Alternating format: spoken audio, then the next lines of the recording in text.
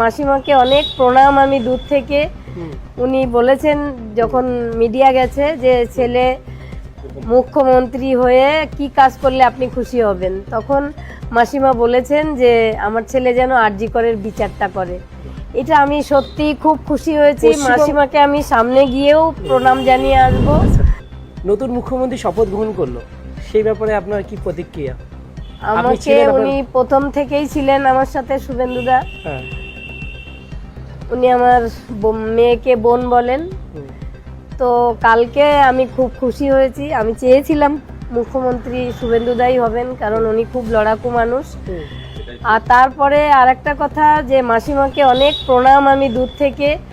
উনি বলেছেন যখন মিডিয়া গেছে যে ছেলে মুখ্যমন্ত্রী হয়ে কি কাজ করলে আপনি খুশি হবেন, তখন মাসিমা বলেছেন যে আমার ছেলে যেন আরজি করের বিচারটা করে।